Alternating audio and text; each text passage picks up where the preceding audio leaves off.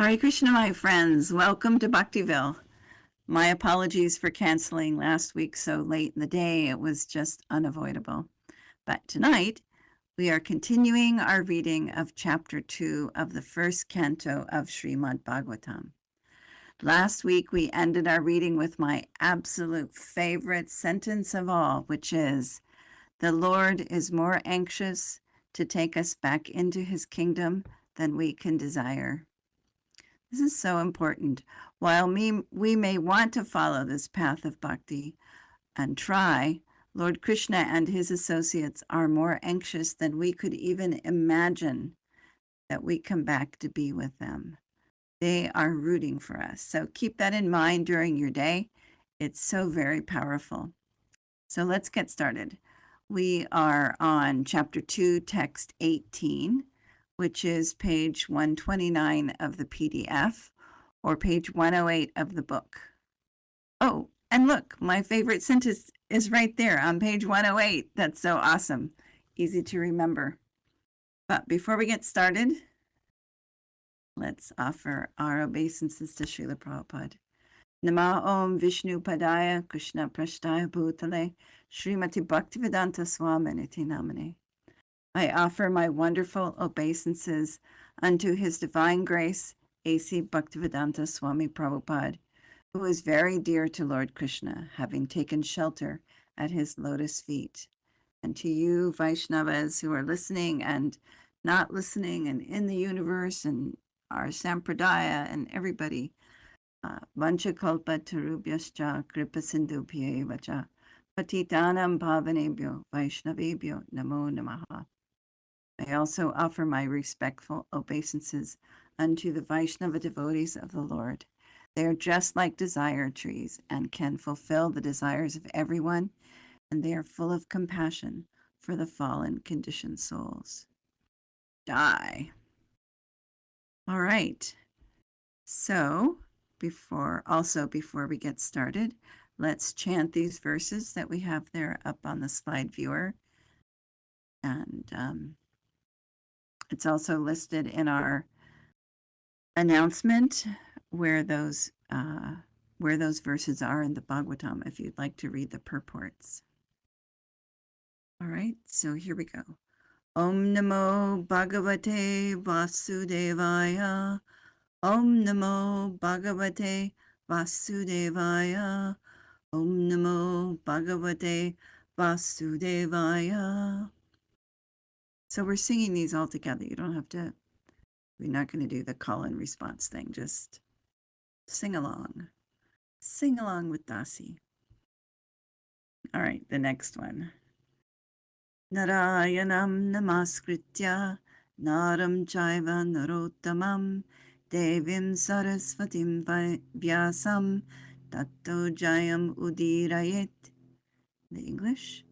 Before reciting this Srimad Bhagavatam, which is the very means of conquest, one should offer respectful obeisances unto the personality of Godhead Narayana, unto Narayana Rishi, the supermost human being, unto Mother Saraswati, the goddess of learning, and unto Srila Vyasadeva, the author. Shrinvatam Svakata Krishna Punya Shravana Kirtanaha Hridyantasto Hyabhadrani Vidunoti Suhrit Satam. Sri Krishna, the personality of Godhead, who is the Paramatma, Supersoul, in everyone's heart, and the benefactor of the truthful devotee, cleanses desire for material enjoyment from the heart of the devotee who has developed the urge to hear his messages, which are in themselves virtuous when properly heard and chanted. And the last one. Nashta prayeshva badreshu nityam bhagavata sevaya bhagavati uttama shloke bhaktir bhavati naistiki. By regular attendance in classes on the Bhagavatam, and by rendering of service to the pure devotee, all that is troublesome to the heart is almost completely destroyed, and loving service unto the personality of Godhead, who is praised with transcendental songs, is established as an irrevocable fact. Die. Kandita says, that's wonderful. I think she's referring to that, my favorite sentence. Then she says, I'm glad you put these up. Thank you. Yes, I am too. People can, people who come to visit can go through the slideshow and look and see what's there, and they'll run into these, which are just such beautiful verses. All right, so we are on page, what did I say? Page 192 of the PDF or 108 of the book. We're actually like 109 is the English part, but 108 starts on the Sanskrit. So text 18. And we'll do call and response for these verses. Oh gosh, the cat just jumped up. Nashta prayeshva badreshu nityam bhagavata sevaya nityam bhagavata sevaya bhagavati uttama shloke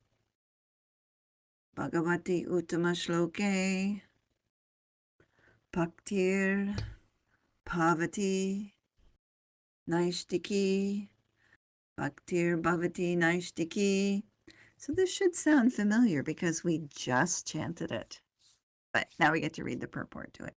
So the whole verse all together, even though we've already done it, let's sing it together.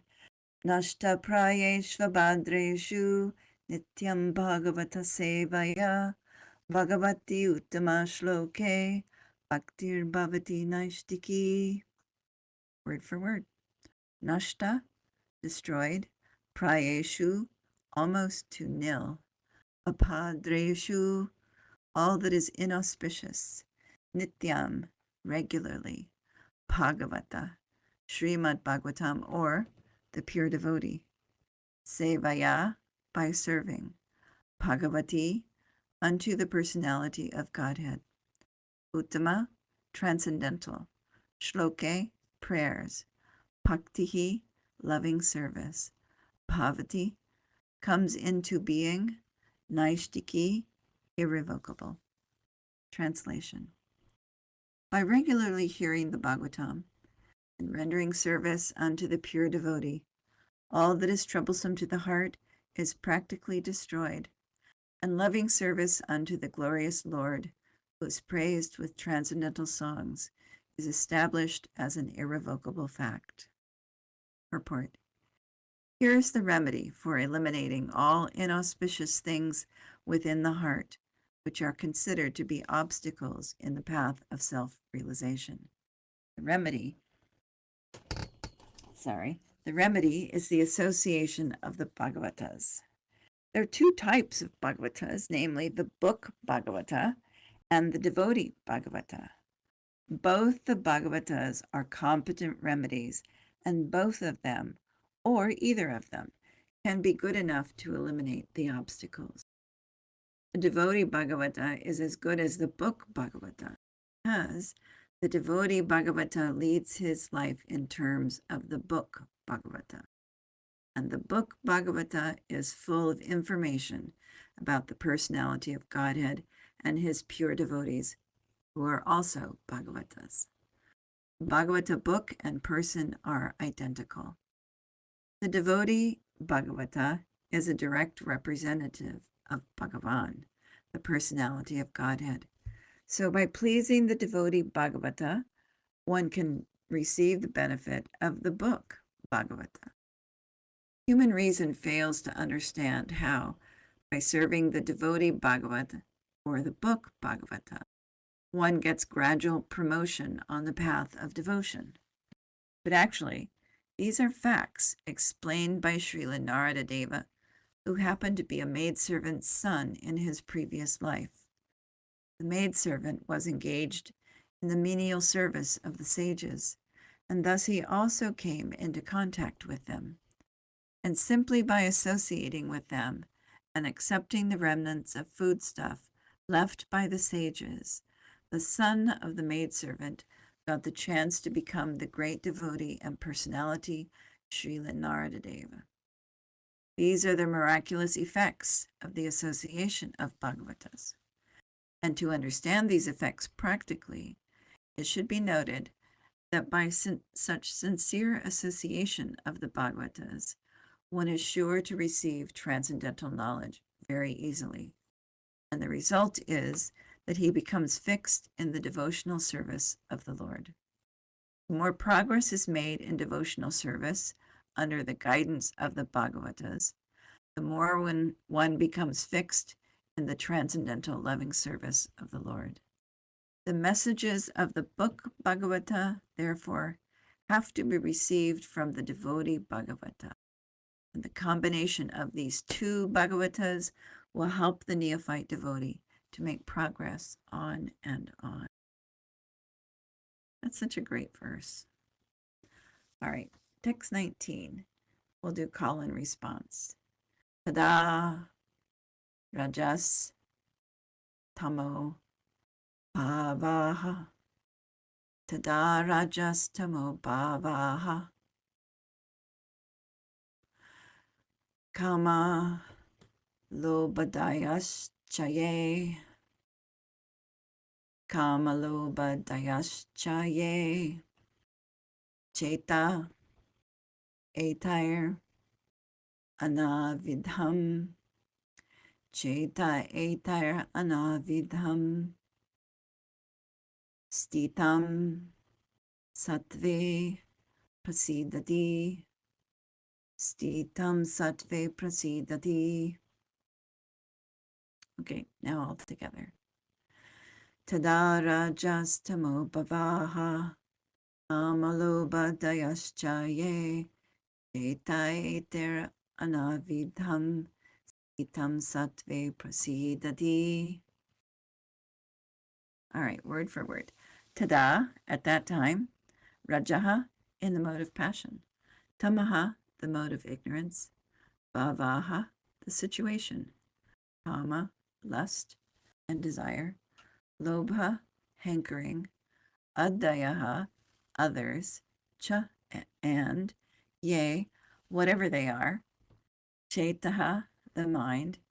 Etai, by these. Anavidham, without being affected. Stitam, being fixed up. Sattve, in the mode of goodness. Prasidati, thus becomes fully satisfied. Translation. At the time loving service is established in the heart, the modes of passion, rajas, and ignorance, tamas, and lust and desire, kama, disappear from the heart. Then the devotee is established in goodness, and he becomes happy. So I just want to say here, lobha is not a bad thing if your hankering is for Krishna. So lobha is something we want, that hankering for Krishna. We don't want the hankering for the things within the material world, but we do want that lobha. All right, purport. A living being in his normal constitutional position is fully satisfied in spiritual bliss.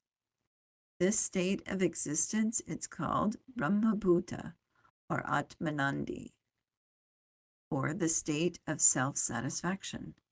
The self-satisfaction is not like the satisfaction of the inactive fool. The inactive fool is in the state of foolish ignorance, whereas the self-satisfied Atmanandi is transcendental to the material state of existence. This stage of perfection is attained as soon as one is fixed up in irrevocable devotional service. Devotional service is not inactivity, but the unalloyed activity of the soul, that pure activity of the soul. The soul's activity becomes adulterated in contact with matter, and as such, the disease activities are expressed in the form of lust, desire, hankering, inactivity, foolishness, and sleep. The effect of devotional service becomes manifest by complete elimination of these effects of passion and ignorance. The devotee is fixed at once in the mode of goodness, and he makes further progress to rise up to the position of Vasudeva, or the state of unmixed sattva or Shuddha sattva state, that pure state. In this Shuddha sattva state, only can one always see Krishna eye to eye by dint of pure affection for the Lord. The devotee is always in the mode of unalloyed goodness.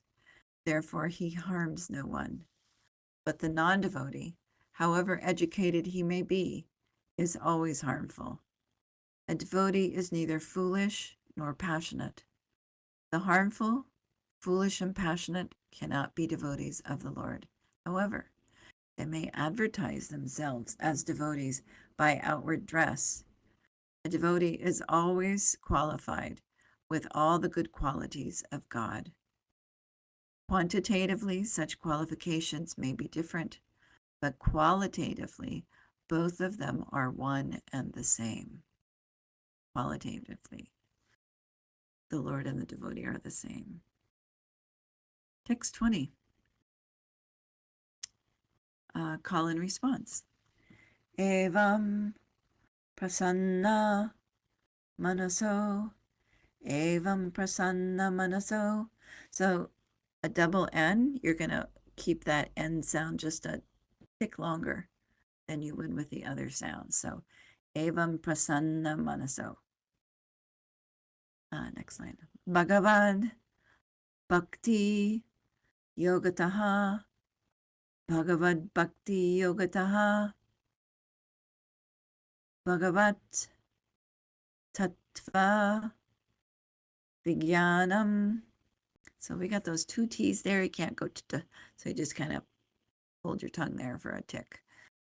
Bhagavat tattva vijnanam mukta sangasya jayate. Mukta sangasya jayate. All right, let's sing it together. Evam prasanna manaso Bhagavad bhakti yogataha Bhagavat tattva vijnanam mukta sangasya jayate. Word for word. Evam, thus. Prasanna, enlivened. Manasaha, of the mind. Bhagavad bhakti, devotional service of the Lord. Yogataha, by contact of. Bhagavat, regarding the personality of Godhead. Tattva, knowledge. Vijnanam, scientific. Mukta, liberated. Sangasya, of the association. Jayate, becomes effective.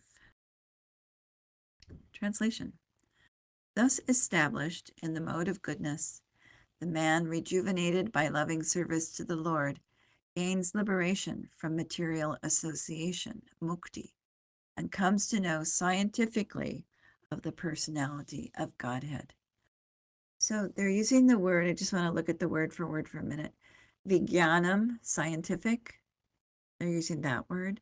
And translated, like broken out to V and jnanam, means variegated knowledge. So knowledge, lots of knowledge, so that you can make those rational choices and decisions and see the logic and everything that's going on. So that's how they're using the word scientifically.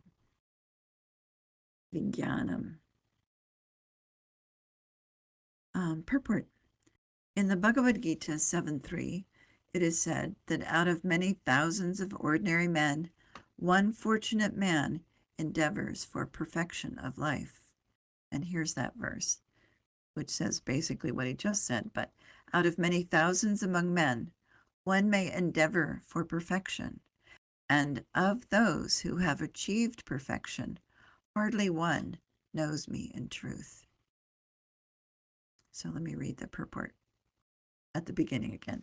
In Bhagavad Gita 7.3, it is said that out of many thousands of ordinary men, one fortunate man endeavors for perfection of life. Mostly they are conducted by the modes of passion and ignorance, and thus they are always engaged in lust, desire, hankerings, ignorance, and sleep. Out of many such men like animals, there is actually a man who knows the responsibility of human life, and thus tries to make life perfect by following the prescribed duties. And out of such many thousands of persons who have thus attained success in human life, one may know scientifically about the personality of Godhead Sri Krishna. In the same Bhagavad Gita, 1855, it is also said that scientific knowledge of Sri Krishna is understood only by the process of devotional service, or bhakti yoga. And here's that verse. One can understand the Supreme Personality as he is only by devotional service.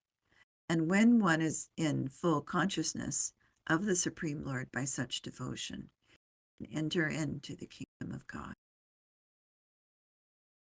The very same thing is confirmed herein in the above words. No ordinary man, or even one who has attained success in human life, can know scientifically or perfectly the personality of Godhead. Perfection of human life is attained when one can understand that he is not the product of matter, but is in fact spirit. And as soon as one understands that he has nothing to do with matter, he at once ceases his material hankerings and becomes enlivened as a spiritual being. This attainment of success is possible when one is above the modes of passion and ignorance, or, in other words, when one is actually a Brahmana by qualification. Brahmana is the symbol of sattva guna, or the mode of goodness, and others who are not in the mode of goodness are either Kshatriya, Vaishyas, Shudra, or less than the Shudras. The Brahminical stage is the highest stage of human life because of its good qualities. So one cannot be a devotee unless one at least qualifies as a Brahmana. The devotee is already a Brahmana by action, but that is not the end of it. As referred to above, such a Brahmana has to become a Vaishnava in fact to be actually in the transcendental stage. A pure Vaishnava is a liberated soul and is transcendental to the position of a Brahmana even. In the material stage, a Brahmana is also a conditioned soul because in the Brahminical stage, the conception of Brahman or transcendence is realized, but in that stage, scientific knowledge of the Supreme Lord is lacking. One has to surpass the Brahminical stage and reach the Vasudeva stage to understand the personality of Godhead Krishna. The science of the personality of Godhead is the subject matter for study by the postgraduate students in the spiritual line. Foolish men, or men with a poor fund of knowledge, do not understand the Supreme Lord, and they interpret Krishna according to their respective whims. The fact is, however, that one cannot understand the science of the personality of Godhead unless one is freed from the contamination of the material modes, even up to the stage of a Brahmana. When a qualified Brahmana factually becomes a Vaishnava in the enlivened state of liberation, he can know what is actually the Supreme Lord. All right, text 21. And we'll do call and response. Let me turn my mic off for a moment and cough. I'll be right back.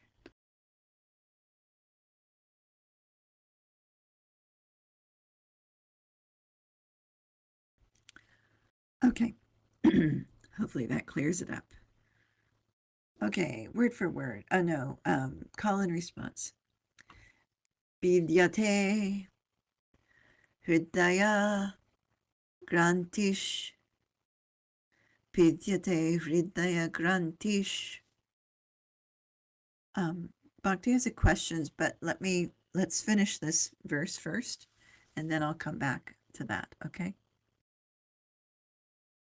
Chidyante Sarva samshayaha chidyante sarva samshayaha kshyante chasya karmani kshyante chasya karmani drishta evat manishvare drishta evat manishvare.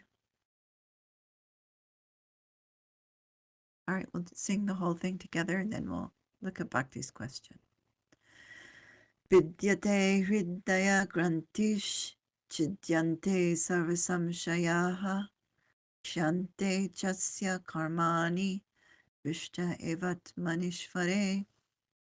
All right, Bhakti's question. What does he mean that only a Brahmin, that only a Brahmin can be a devotee? And other places he says anyone can be. So he's saying that a devotee has all the qualifications of a Brahmin. So he's saying that both they're the same. That a qualified Brahmin is a devotee because they know all of these. Let me look at what he says. When a qualified Brahmin factually becomes a Vaishnava, he can know what is actually the Supreme Lord. So it's that entryway that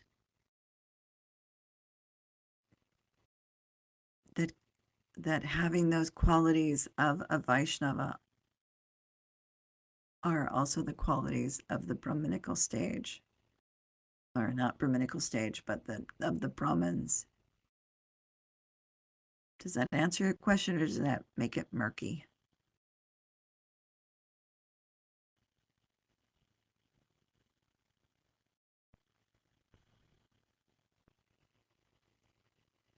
Bhakti, if you're talking, I can't hear you. It's still murky.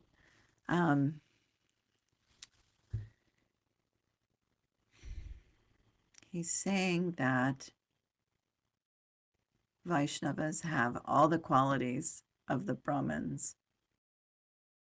And so your question is, no, he doesn't mean the social class Brahmin. No, he means an actual, someone who's actually living the life of a Brahmin.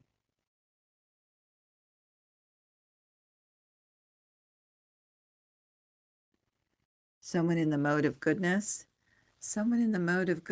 but even more so than the mode of goodness.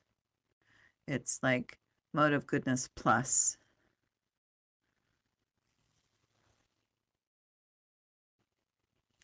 So he says at the very beginning,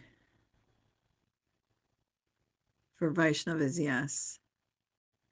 But same with the Brahmin. He's saying that the entryway for Brahmin, there in that last sentence, in an enlivened state of liberation. So a qualified Brahmana in the enlivened state of liberation can know the Supreme Lord. And then at the beginning, he was saying,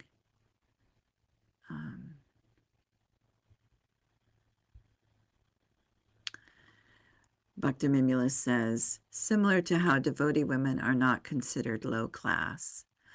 Right, because at some point, the distinctions of body and class disappear because we are devotees and we are acting as ourselves, as our spirit soul. We're acting as ourselves, our true selves. And so those considerations, those material considerations of class and body type and gender preference and whatever you want to throw in there are not considered because you're acting purely. You're acting unalloyed, that pure bhakti state.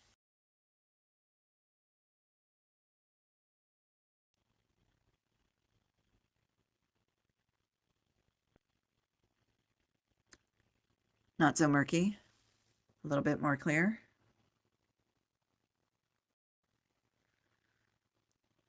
Yes?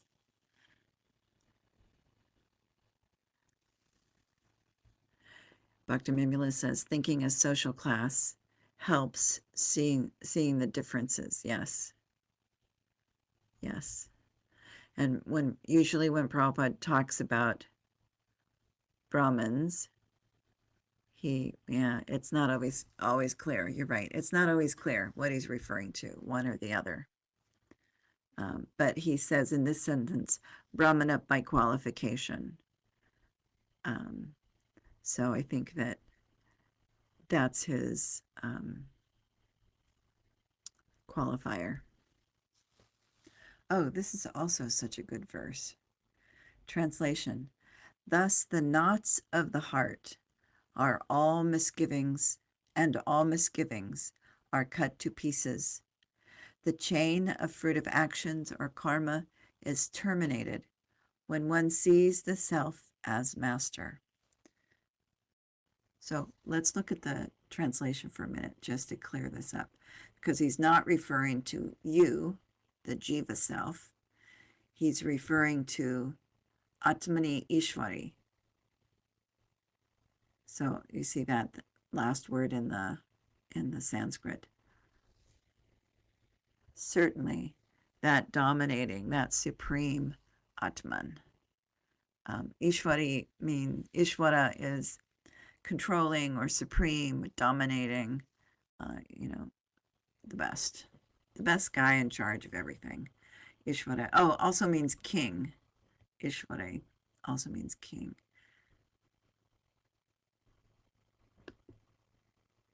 That self is the master versus the mind as master. No, what they're referring to is he's referring to when one sees that king of selves, sees that self as master, not you. You're not the king of everything, but that dominating that. Okay, Bhaktiville says that's what I mean. Okay, all right, yeah, king of selves, king of selves. Sing the Hallelujah chorus. Your mind is under control of the self. Well,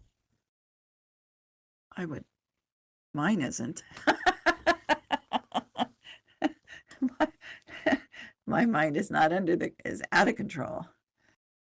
But when you see that but you see that it should be. Bhaktiville says, yes, when you see that it should be, yes. And I like this verse also because of the knots of the heart. That we have all of these misgivings and knots and things that causes so many trials and tribulations that just gives you a heartache, right? So he's saying that these knots, all of those heartaches, are cut to pieces, and all of that chain of fruitive actions is terminated. It's like if you do crochet and you pull on the thread and it just all comes undone. There it is, all undone. It's terminated. All right, purport. Attainment of scientific knowledge of the personality of Godhead means seeing one's own self simultaneously. As far as the identity of the living being as spirit self is concerned, there are a number of speculations and misgivings. The materialist does not believe in the existence of the spirit self, and empiric philosophers believe in the impersonal feature of the whole spirit without individuality of the living beings. But the transcendentalists affirm that the soul and the supersoul are two different identities, qualitatively one, but quantitatively different. There are many other theories, but all these different speculations are at once cleared off as soon as Sri Krishna is realized in truth by the process of bhakti yoga. Sri Krishna is like the sun, and the materialistic speculations about the absolute truth are like the darkest midnight. As soon as the Krishna sun is arisen within one's heart, the darkness of materialistic speculations about the absolute truth and the living beings is at once cleared off. In the presence of the sun, the darkness cannot stand, and the relative truths that were hidden within the dense darkness of ignorance become clearly manifested by the mercy of Krishna, who is residing in everyone's heart as the Supersoul. In Bhagavad Gita 10:11, the Lord says that in order to show special favor to his devotees, his pure devotees, he personally eradicates the dense darkness of all misgivings by switching on the light of pure knowledge within the heart of a devotee. And here's that verse, Bhagavad Gita. Out of compassion for them, I, dwelling in their hearts, destroy with the shining lamp of knowledge the darkness born of ignorance. Therefore, because of the personality of Godhead's taking charge of illuminating the heart of his devotee, certainly a devotee engaged in his service and transcendental love cannot remain in darkness. He comes to know everything of the absolute and the relative truths. Devotee cannot remain in darkness. And because a devotee is enlightened by the personality of Godhead, his knowledge is certainly perfect. This is not the case for those who speculate on the absolute truth by dint of their own limited power of approach. Such knowledge is called parampara, or deductive knowledge, coming down from the authority to the submissive oral receiver, bona fide by service and surrender. One cannot challenge the authority of the Supreme and know him also at the same time.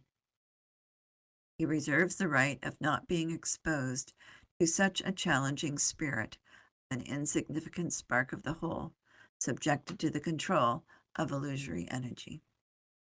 The devotees are submissive, and therefore the transcendental knowledge descends from the Supreme, from the personality of Godhead to Brahma, and from Brahma to his sons and disciples in succession.